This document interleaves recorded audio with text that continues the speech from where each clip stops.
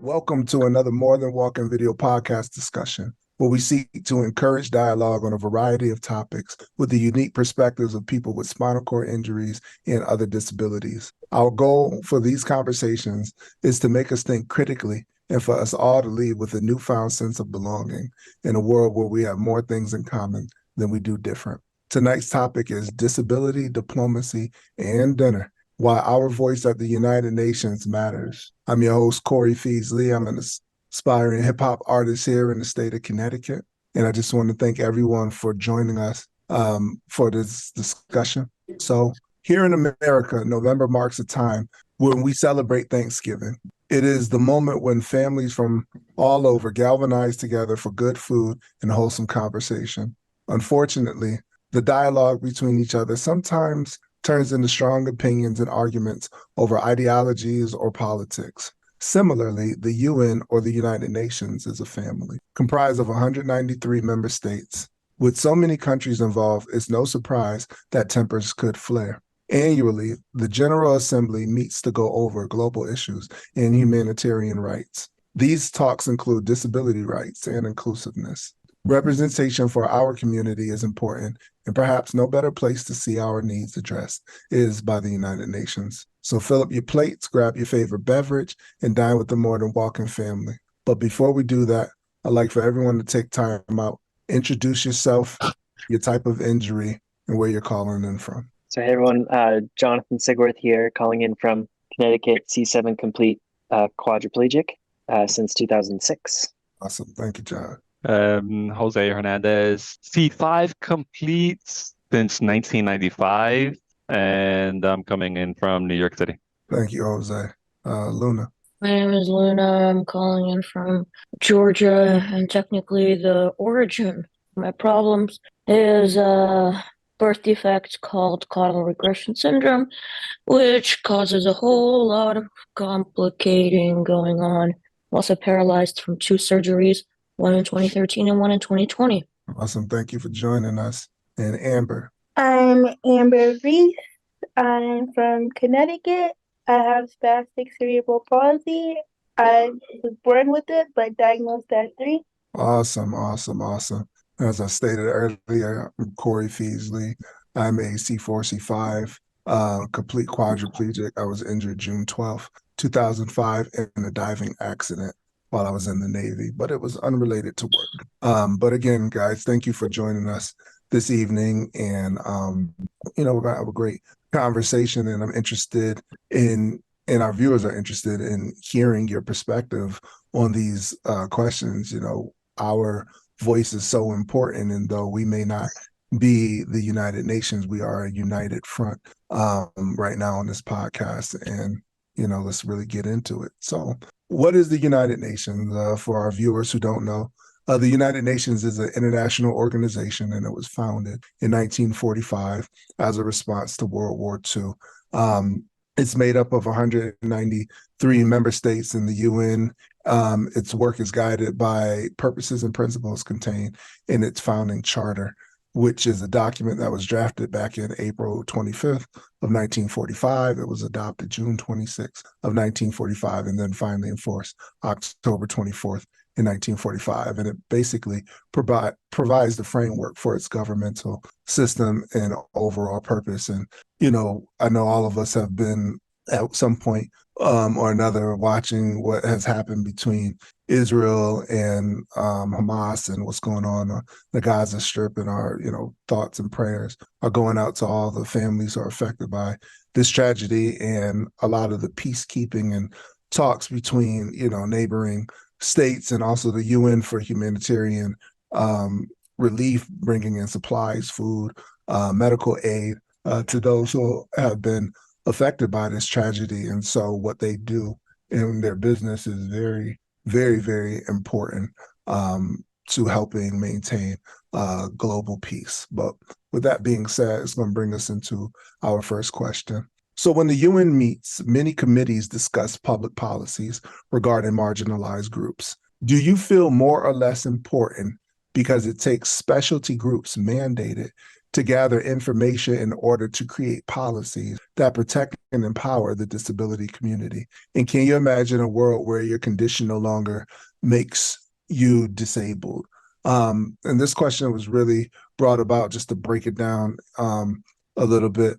It's the fact that you need something like a powerhouse of nations to create laws and policies and legislations to in order to recognize us, essentially, and give us protections in order so that we're not discriminated against. And Jose, I'll let you take question one. I think it's very important for the UN to bring these topics up and, talk about them. One thing that I wish they would do more is actually include us in the conversation.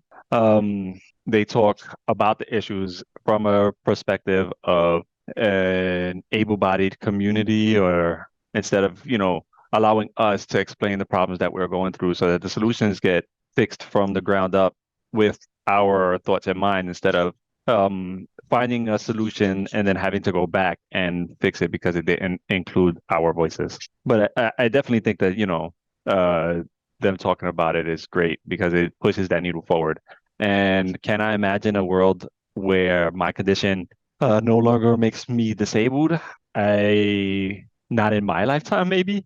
Maybe in a future where we're all inclusive, universal design. I can get on a plane just like everyone else. There's seating where my chair isn't going to be damaged. I'm not going to worry about that.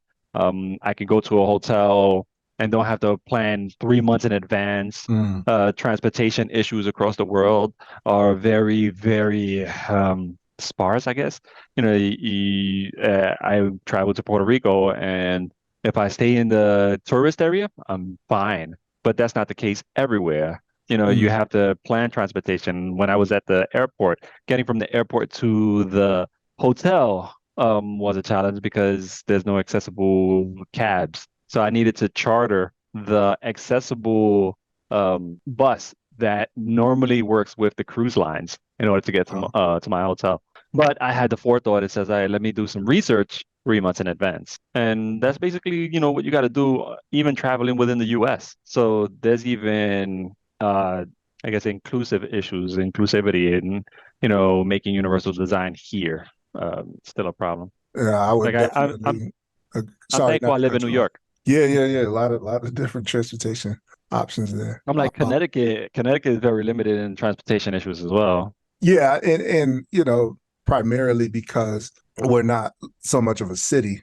You know what I mean? There's just really towns. And then even when you get into the city portions, like if you get into a downtown area, you typically probably drove in there anyway, right? There's not really a train transportation. The buses are one thing, but it's definitely just not condensed. But if you're trying to travel, let's say from New Haven into the city, then you have the option of the train. But remember, we're more like sparse and I would say distant from one another. So you definitely would have to plan if you wanted to travel. If you're traveling with a disability. But you made an important point before I toss this question over to Luna about involving people with disabilities at the table and having a direct conversation for us to be able to answer it. Because in my research preparing for the podcast, what I found, a lot of the it's more like redundant rhetoric that I hear when they're describing what they want to do. It's, we want inclusivity, we want accessibility, we want people to feel more empowered, we want access to better jobs. But how can you know how to create the job if the people that you're creating the job for aren't being asked what they would need at the job in order to make it accessible, right? We can assume that, okay, you need like some type of technology to maybe work at your computer. Well, how about operating the elevator? If I come into my place of work and I can't push the button to get to floor 35 to get to, my job, what about that? We need to have the conversation there. It's bigger than just, hey, we just want to be inclusive, right? So Luna, I just want to move on to you. What's your thoughts about question one? I'm sorry, I'm having a day, so I need to review question mark. I mean, the question one, I couldn't quite understand. Well, essentially, how do you feel that it takes other people to kind of normalize disability in order to further help us progress? Like we can't just hop on a cruise ship without, maybe like a policy in place prior to that people had to have a discussion about to make sure that we have the right to be able to even get on there, just like, our able-bodied counterparts. Thank you for the further explanation for me. No problem. Honestly, I think that the world at large expects one of two things: that disabled people sit at home and don't do anything because, they can't, or they're not interested in it because they're disabled, which, as we know, is completely wrong. And then on top of that, people might also expect us to walk. And if you're walking, then you can reach all of these things and stuff. I think the conversation definitely needs to be very broad, as in how many people we're talking about. And since we're talking about UN, that would be a good place to have this conversation without going for without making it seem like, well, disabled people don't exist, so we don't need to make these changes. Or again, disabled people don't really want to go anywhere. So it's kind of talking, for example, to the UN, should even Congress, and basically to make everyone very mindful of what needs to happen. But then you also mentioned the job aspect, and they hire you and they don't consider the accessibility things. Like you say, so you can't, if they're going to hire a disabled person, they need to be aware of how that disability limits them and what they can do to enable the worker to perform their best. So it's kind of like, on the larger scale, we should be having conversations with the government and with the UN.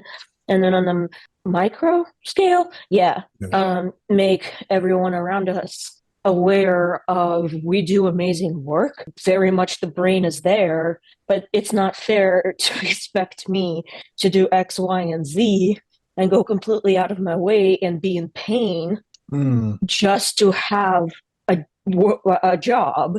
Because the amount of times that I only really worked once, but there were no accommodations for me. And also just not even considering the fact that, for example, if you're in a call center, then you might not be able to be on the phone the entire time that they expect you to. You need small breaks, and then you're okay. Yeah.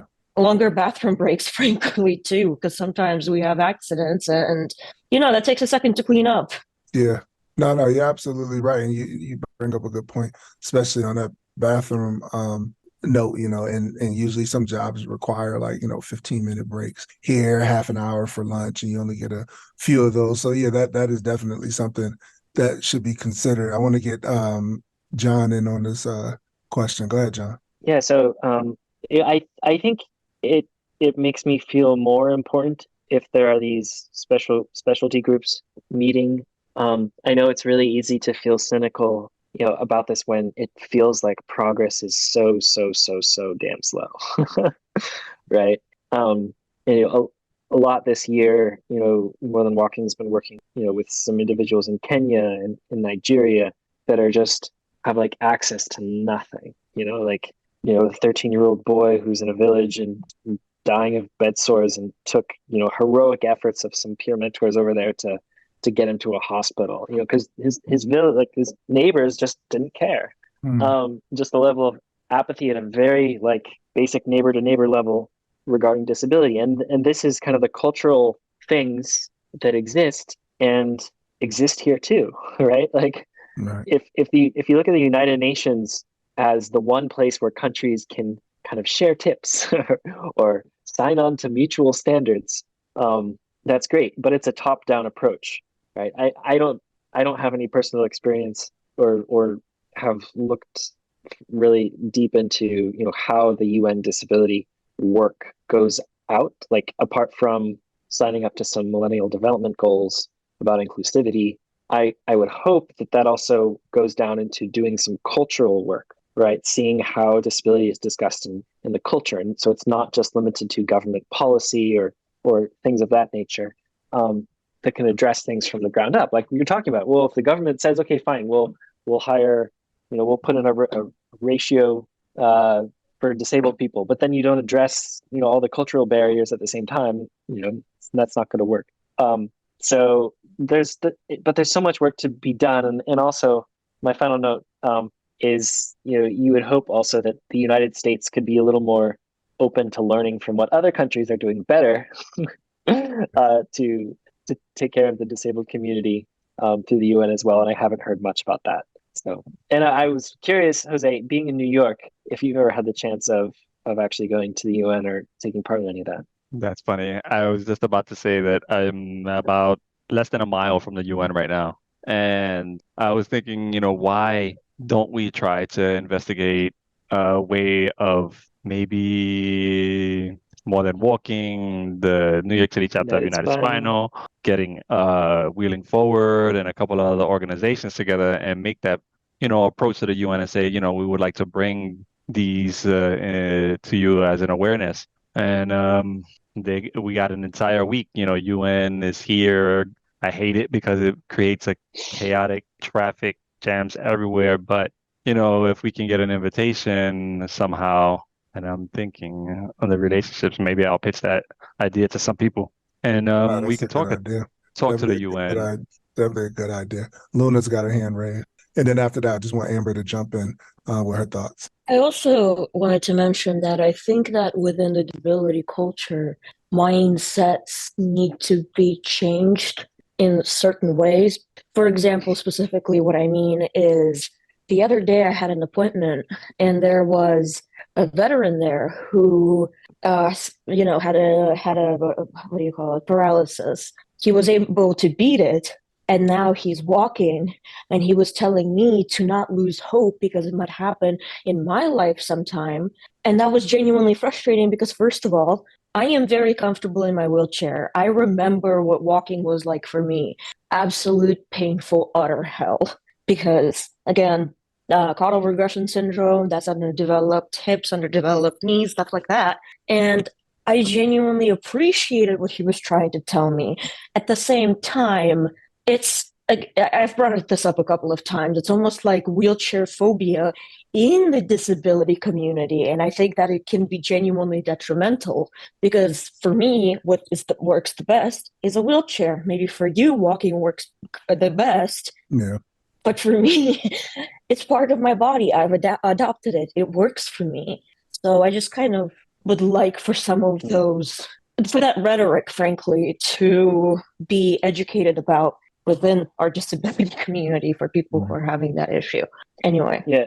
And that actually reminds me of another point I wanted to make in response to number one, which is the reason why we need these specialty groups is because, for those, if you're not disabled, it's rather hard to imagine what that life is like, right? And or some of the challenges that we face. And there's a certain naiveness that the able-bodied world is living with, and being in the wheelchair is the worst thing imaginable to many of them. Until even for those of us who became injured, it felt like that too at the beginning, and we've learned to adapt out of it. But that's still, I guess, the perspective and the lack of understanding that we're always going to encounter, which is why some of these specialty groups are so important. Right. Hold on, Jose. Amber, just want you to give your feedback on question one. I think I agree with what everybody is saying. I believe that we should be able to give our perspective to the UN because an able-bodied person is not gonna know what it's like to be disabled. So why not have us come to the forefront and, speak on different things? Go ahead, Jose.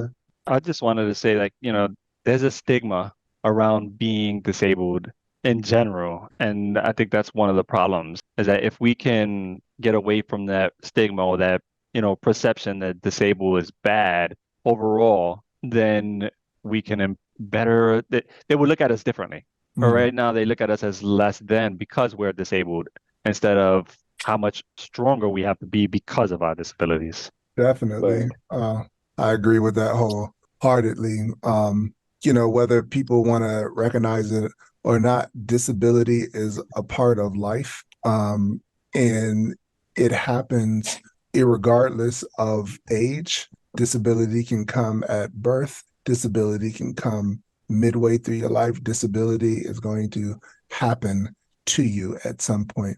And regardless of how old you are when it happens, you want to enter into this secondary world, if you will, with the promise and hope that there is room for me to thrive in, right?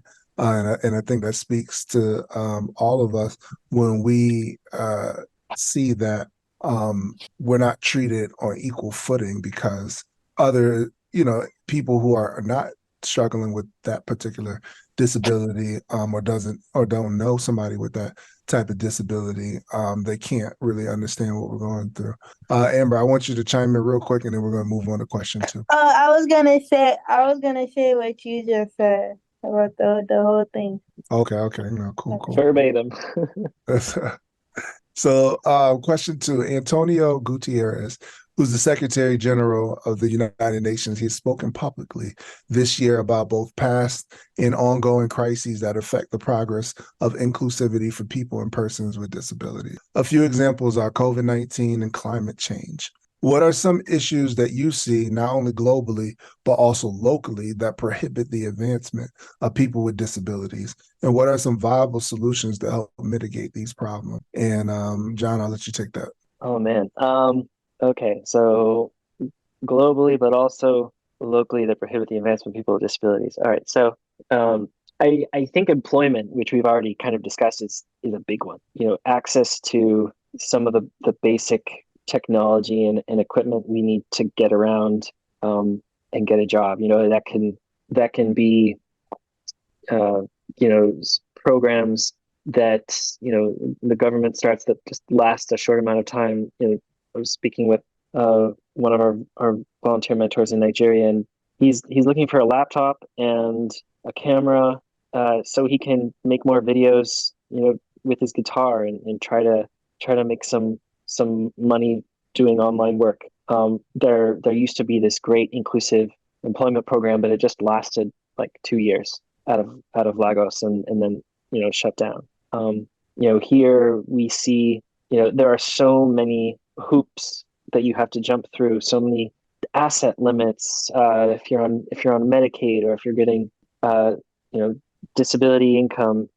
Think there are so many different programs and supports here, but yet there's so many limitations that prevent you from earning of extra, from trying to work. You're kind of stuck choosing one or the other, work or the supports that help you live. So I think that's a big major one. True. Luna, how about yourself? Christ, I literally had an answer, and then it went wee. Okay. Let me see. This is question 2, right? Yeah. Yep. Mm-hmm. Honestly, yeah, it was kind of piggybacking off of work again. It's been so before COVID-19, nobody would be allowed to work from home at all. Not even people in special cases, not whatever. And then as soon as COVID started to affect everyone, especially able-bodied people, all of a sudden we can work online. And then as the pandemic ended, quote unquote, quote unquote, they ended up closing those opportunities again for the most part. I've looked around for a job that's remote and I can't. It's been insane. And for me to go into an office or whatever you want to call it right now, I have 2 bed sores. Now it's 2. It used to be 1. I cannot sit at a job from 9 to 5 all day. So it's easier for me to work remotely. I mean, excuse me, not even easier. It is detrimental for me to go into an office. So I need to have remote work. Right. So that you're not even being able to do, not being able to do that basic task now is kind of insane. That's kind of the more locally, I guess. I mean, it's both. It's national, honestly. But it makes perfect sense. you know, out of a crisis that directly affects everyone's bottom line, Mm-hmm. a solution was created. Yet there is a crisis, marginalized groups having, lack of accessibility, people who become homeless. These are things that are present day issues that have existed far beyond, and before COVID Uh-huh. 19. Yet when it started affecting everyone's dollar at that point, it was just like, how do we the economy rolling? Well, now we have these digital platforms, we have Zoom, we have Skype, and it doesn't have to just be for leisure conversation, or let me just talk to my grandparents who live in Omaha or somewhere. Mm-hmm. Now it's like, hey, now let's get America back to work, right? We preach that often in politics. But America could always be at work if you had these solutions here, right? So I definitely can agree. I want Jose just to chime in Mm-hmm. on this, and then after that, we're gonna get to Amber on it as well. Um, I'm gonna go with, well, there's a lot of issues, but one that's a really big one here in the U.S. I can't talk about globally because I'm not a good, I haven't been globally. But one major issue is the workforce crisis, the home care worker workforce crisis. Mm, We don't have enough home care workers to fill a lot of the positions that we have, and um, my home care worker that I had for 12 years died at the beginning of the pandemic. oh, He was like family to me, and he died making minimum wage to a state that didn't care about him. mm, And I say that because, we're trying to raise them up. We're trying to value what they say. I mean, what they do. It is very important work. It keeps me independent. It keeps me, working. I work, day to day. They get me up in the morning. They take care of my home and they take care of my body. But you want to pay them as if they were slaves. yeah, And if you're degrading our home care workers, at the end of the day, you're degrading us. You're not valuing us. If you value the home care worker, you bring us up as well. So, that's one main issue that, I always bring up, and transportation issues, globally, not just in the US. Accessibility issues and employment. I think there's not enough work readiness programs. Like in New York, we might have a lot of companies that are willing to hire us, but to do what? Pick up boxes or sit in front mm, of a computer and do data center. How about train us to do something that's meaningful, that has some growth potential? Something that, we can grow within the company and become something more than just a paper pusher, I agree. a manager of a store, a manager of something bigger than that. Yeah. My partner's brother has a disability and he worked his way up from greeter to Walmart store manager. He runs an entire store. That is his store. He comes in that morning, that is his store. Anything happens around the clock, he gets the call. And that's what I would like to see more people with disabilities out there, have a pathway to growth, not just stuck in a position where you're going to make minimum wage or maybe slightly above. And yes, we need to change the government in a sense that allow us to make more money, but given the right training and class that you take, United Spinal has their pathways to employment. You can Yeah, learn how to create real wealth. You can create a really good living for yourself. That's even not Social self, Security. yeah, even especially even like self-employment, because you know, yeah, we may have a disability, but one of the solutions could also be, you know, us working at our own pace by creating opportunities, being able to get a loan if we have business ideas and business proposals. That way, we can work at our own time, we can set our own hours, but we need the space for that, and not have to worry about, well, you can't get the business loan because you don't make enough money because you're on some type of governmental program. So it's a lot of pigeonholing, as far as I see it. Like, we want to expand and expound on how great the disability community is and how much we have to offer. But yet, like Jonathan said earlier, there's a lot of other programs that don't allow for that growth, because it's almost like it feels like, not to be a conspiracy theorist, but feels like we're kind of trying to get caught trapped in a box. Amber, what's your take on it before we start moving on to our final question? I can't really speak for globally, but I feel that employment is definitely one thing. Accessibility, just I concur with what everybody is saying, especially with employment, because I don't know if you guys heard of BRS. They help people with disabilities find a job. I Also known went as vocational rehabilitation. Right. I found I went down there twice. Once when I was 18, and then I think 23 going on 24. And I just remember the last time I went there, and I wanted to work at the Kennedy Center, and I kind of wanted to do what my sister did, cuz she worked there too, cuz she was also differently abled, but she got to work on job sites. And she was saying like, oh, you would need something like where you work in the building. But it's like, why can't I, if they have people there that go with the clients, why couldn't I work at Walmart or something?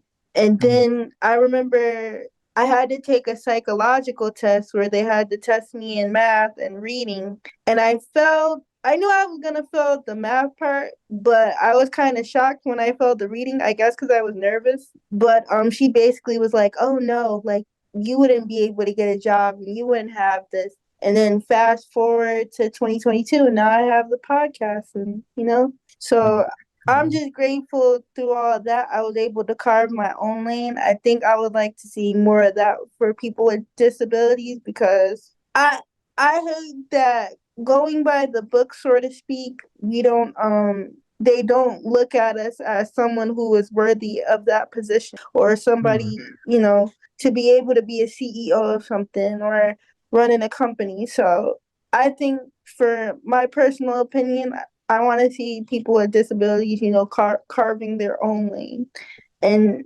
making opportunities for themselves. Which is dope, because there are plenty of us out there who are doing great things, maybe behind the scenes, but you guys out there who are going to be taking a look at this podcast and in hearing this conversation, please go to check out our YouTube channel, where we have interviewed a gentleman who had a disability since the 1970s when he was 16, and he's gone on to run a multi-million-dollar medical supply company. So, and did that with a disability. So it's very possible, but we need people like that who have shown the success. What Jose said earlier, United Spinal, More Than Walking, different groups. So obviously the Christopher and Dana Reeves Foundation, to be able to go to a place like the UN and talk about these things and say, listen, we're already, our issue is not the disability community being inclusive. It's getting the world to catch up, right? We're already doing our part.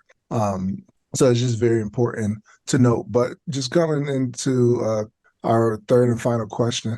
So the goal of the United Nations is to implement various strategies to promote the harmonization of the world. And one of the main topics covered this year regarding disability is how to encourage its members to create a more accessible world. Are policies the driving force behind altering the fabric of society's mind? Why do you think it takes so long for countries to agree on humanitarian rights? And when society does implement legislation that seeks to be inclusive, do we genuinely change our views on inclusivity, or do we simply become tolerant of the changes made over time? Now, I know those questions are probably very complex sounding and what have you, but just to break them down and simplify them, why do you think the world is taking so long to catch on to things? And as we are catching on to things, are we just doing it because we're following the trend, or are we doing it because we really see the importance of making everyone feel a part of this melting pot? And Jose, we'll start with you. Unfortunately, policy has to be the driving force behind changing mindsets because people inherently aren't going to do it themselves. We, as a disability community, needed to force change when policy was sitting in front of a worker in Congress without being signed. The 504 Rehabilitation Act. Disability rights organizations across the country decided to protest and say, sign it. It's just the right thing to do. And we have the Americans with Disabilities Act.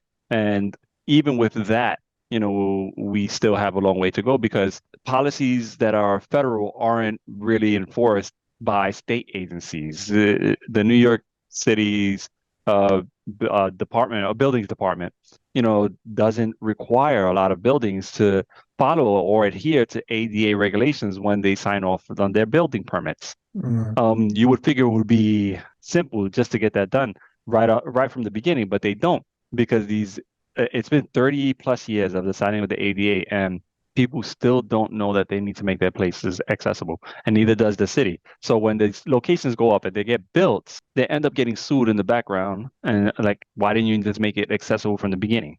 Yeah. So yeah, no, absolutely. And why do you think it takes so long for the countries to agree on humanitarian rights? It's the almighty currency. The almighty currency is, I want to use an example of our transit system, our Metropolitan Transportation Authority, the MTA. They have 425 plus subway stations, and only, maybe a little bit above a third are accessible.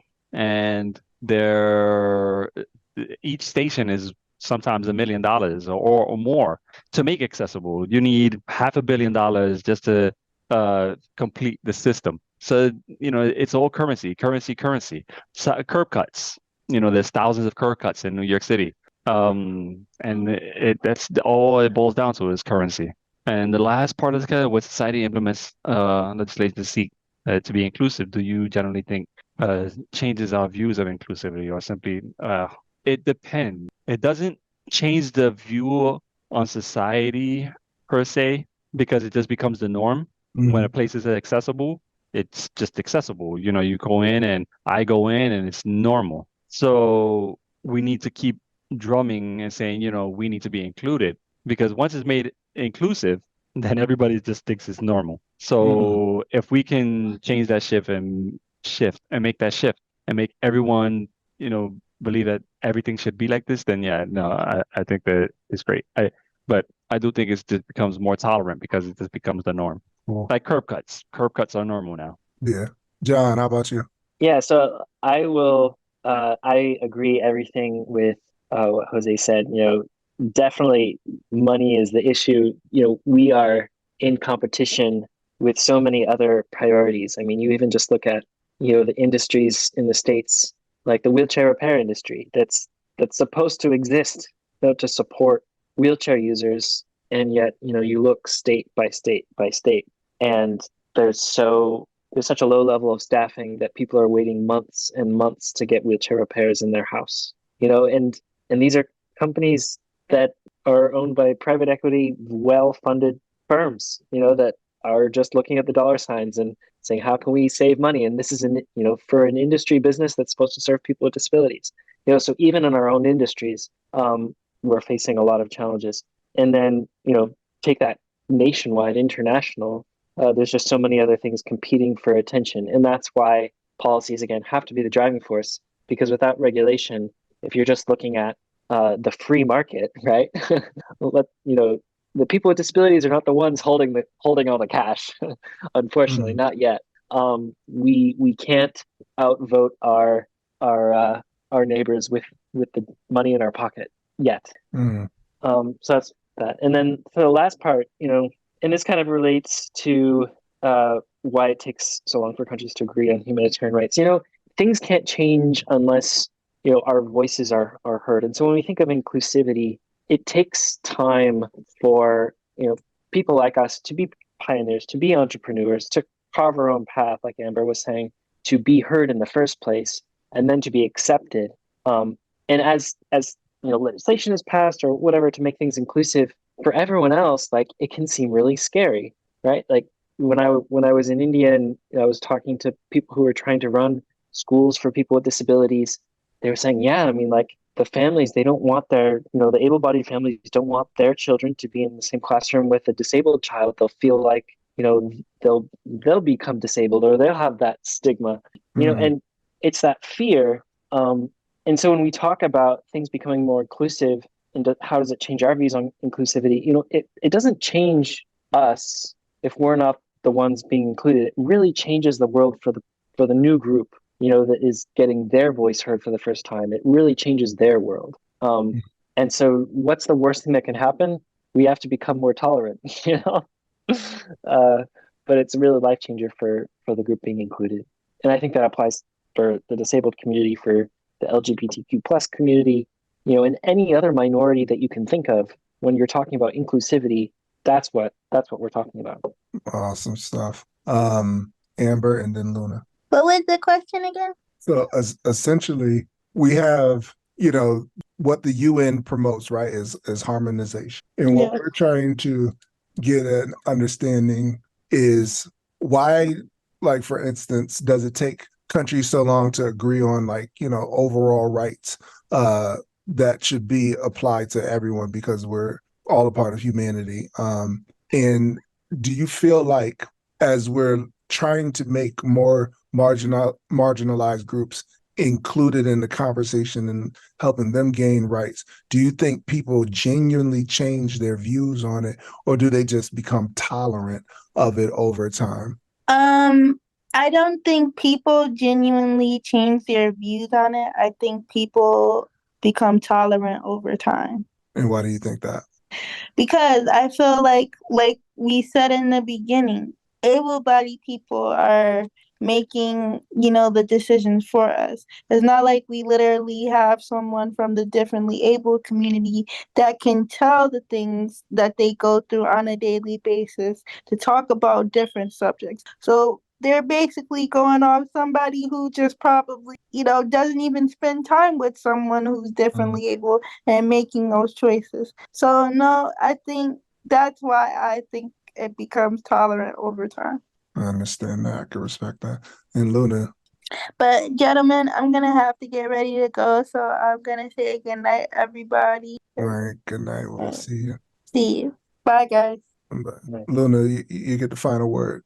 Yeah, I personally don't think that legislation changes people's minds because I don't want to seem insensitive, but let's be honest. When it was slavery was abolished, the way that Black people continued to be treated was absolute crap. So I think that it's not obviously the same, but that mindset is very similar. You can write whatever legislation you want, but if people see disabled people as just, I don't know, drain on society or something else like that, that's where you get, God damn it, you ruined my thoughts. But that's when, basically, in my opinion, minds change from exposure, from education and stuff like that. Write whatever you want. People are just going to still continue looking at disabled people kind of side-eyed because they were never educated on how to treat people. I think that the reason it takes so long for countries to agree on humanitarian rights is because there are so many cultural differences between so many different countries that it's difficult to make sure that we're all on the same page. Now, I'm not saying that's okay, but for example, in a country like Russia, where I came from, you get an apartment somewhere in the second or third floor as a disabled person, and there's really there's just no regard for us, even more so than in the United States. We're just kind of tucked away and told to stay there. And if you're in the second or third floor, the amount of difficulties you're going to have with getting out basically puts you out of the eye of society. Wow. I got lucky in Russia because I was able to go to a private school through my orphanage and stuff like that.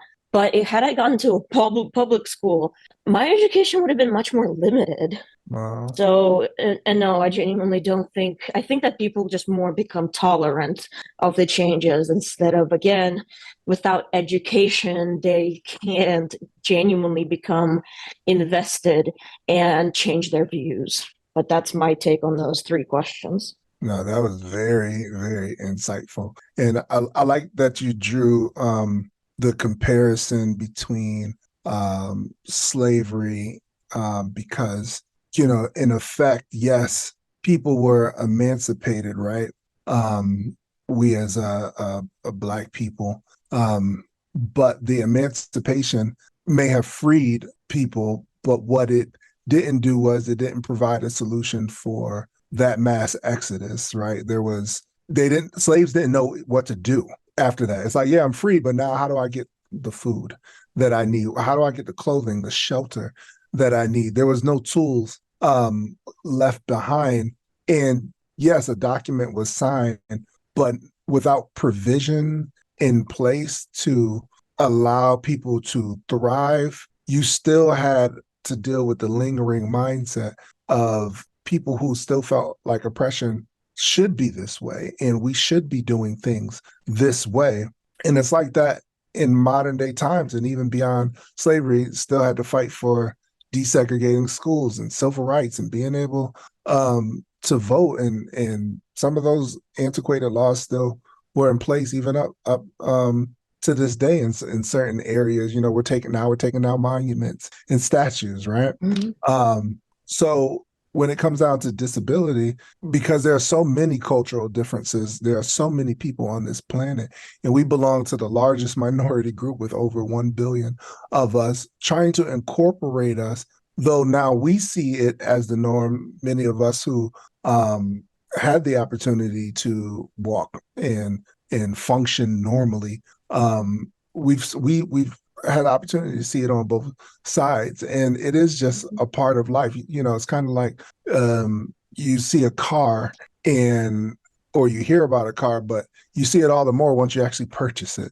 Sometimes it's like that, or a particular color. But what I would say about the United Nations is this, and just to close it all out, it happened in 2006. There was a convention on the rights of persons with disabilities, and their overall goal is to make sure that other countries who have pledged towards this convention, that they are going to enforce these rights and not to have discriminatory practices. And moreover, it's good that we do have a body like the UN. It is good that we have policy makers, because there are folks, believe it or not, that are champion things for our cause, and that's the way that we get to wherever we have to get through, is through a diplomatic means. And until we have enough of these meetings and the world changes in general, we're going to find ourselves in an uphill battle. But it is changing all around us. We may not see it in our lifetime as much as we want those changes to be there, but eventually they will get there. And I just want to leave us with some of the just thoughts and some of the notes I took, because you guys make excellent points. Involving us more directly in conversation is paramount. We need to be at all tables. Changing the world views is on a micro scale now, but it'll be more macro in the future. Policy has to be the driving force behind change, and money can and does prohibit change, but we need it to fix issues. And disability is a part of life, not always acquired, but experienced at some point in time. And Luna, you got one more thought, and after that we'll close. Yeah, it's a very quick one because you brought up voting, and voting is quite important. However, in many states, including Georgia, they're being extremely restrictive about absentee ballots. Right. And sometimes that is one of the ways that we can vote only, because you'll try to go to a voting place and you will have like a million different roadblocks. And it just kind of feels like, okay, so you don't want me to vote. It's the same thing with the black vote. But like, it's just, it comes down to, it basically comes down to, we need to be able to vote easier. We need to vote out some of these senators and representatives who don't care about basically anyone who doesn't make a certain amount of money. Right. And we end up frequently falling into that category because we're either on disability or we get whatever job we can get. Totally So understand. that was my last thought. No, that's excellent. I just leave you guys with this last quote. This is from the Secretary General, Antonio Gutierrez, for the United Nations, when it comes down to being full of inclusion and active participation, as it relates to people with disabilities. Specifically, that means shifting mindsets to ensure persons with disabilities are fully included in decision-making processes on all issues that affect them. And it means realizing the powerful call of the disability movement. Nothing about us without us. And with that, thank you for participating in our More Than Walking video podcast discussion. Stay tuned and join us next month and sign up for the More Than Walking newsletter at morethanwalking.com to learn about the topic we will cover next. Until next time, remain encouraged, stay hopeful, and above all else, be aware. Thank you guys. You guys have been excellent. It's been a really cool podcast tonight. Thank you so much for having us. Thank you, Corey. No problem. Take care, everyone. All right, guys. Have a good night. Let's go to the UN, Jose. Yes, sir. Definitely. All right, good night. Yeah, good night. Night. Good night.